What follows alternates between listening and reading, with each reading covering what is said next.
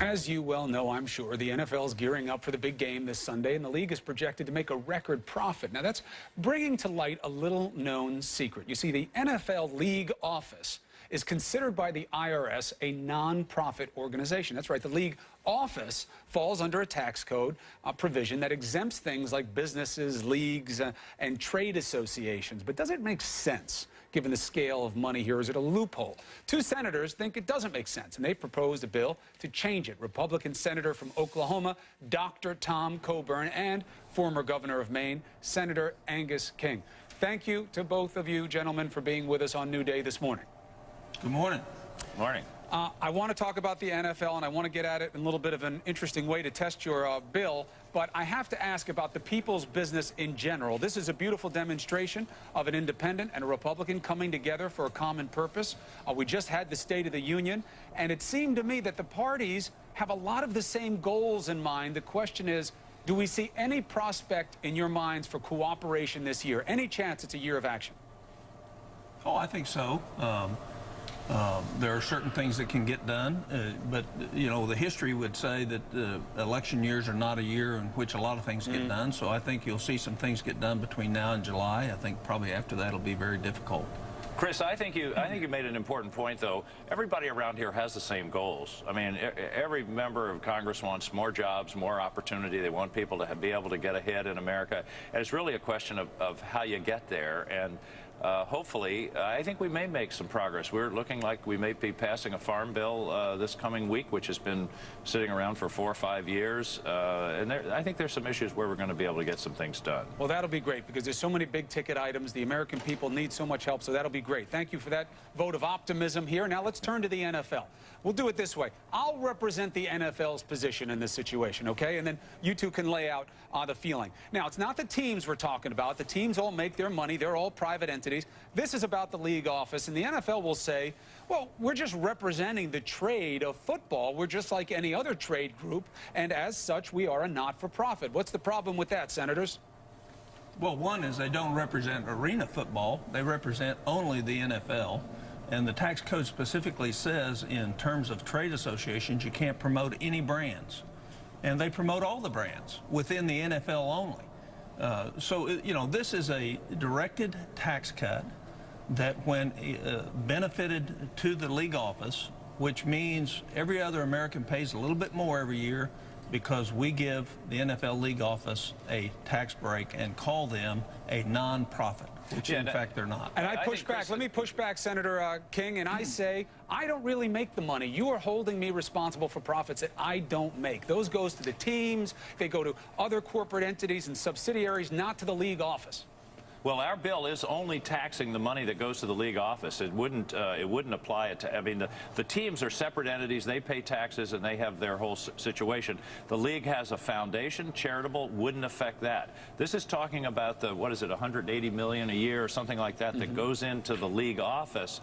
And and this, by the way, there are other groups, the PGA, there are other groups that are promoting a particular small industry, not the breadth of the industry. The NFL doesn't promote college football, high school football, arena football. It's a group of teams. And by the way, I'm a huge NFL fan. I mean, sponsoring this bill may be wiping out my possibility of being a quarterback for the Redskins, which is a lifetime goal. But, you know, I just don't think this is right. How do I look at my constituents in Maine and say, you got to pay a little bit more income taxes so these guys can be tax-free at this entity that's bringing in millions of dollars a year? Yeah, I think one other point, Chris, if this is truly a tax-exempt organization, how is it that 20% of the revenue that comes in it goes to one individual in the organization?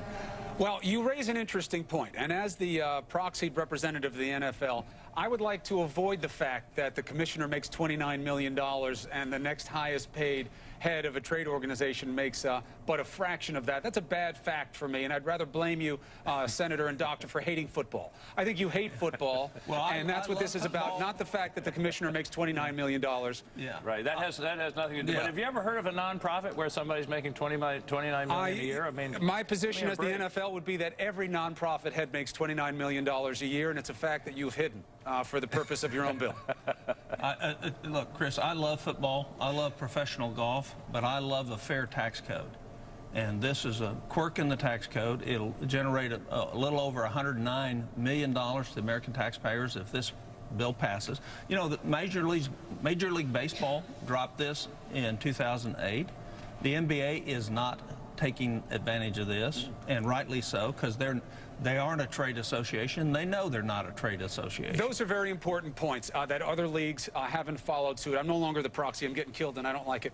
But I will ask you this, and both of you please respond. I'll start with you, Senator King.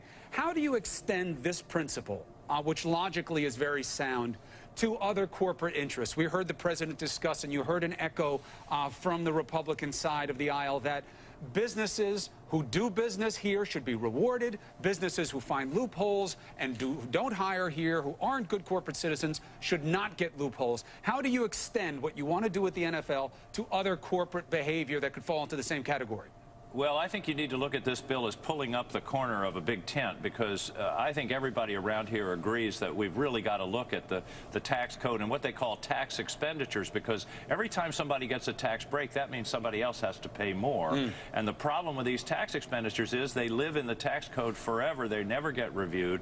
And so this bill is, I think, important in its own right, but also it's a way of sort of prying open this can that, frankly, I think needs a long look. But the lobbyists, Senator Coburn, the lobbyists, they won't let you. The corporate lobbyists, they have all the money. Elections are about money, and they're going to come down to D.C. and say, leave us alone. And more often than not, it seems that's exactly what happens. So how do you think you get a good chance to make change at the NFL or anywhere else that has big money? Well, I think the way you do it is you sunset the corporate tax code, and then you design a new one, and which means the lobbyists have to lobby to put something new in rather than to keep something that's there.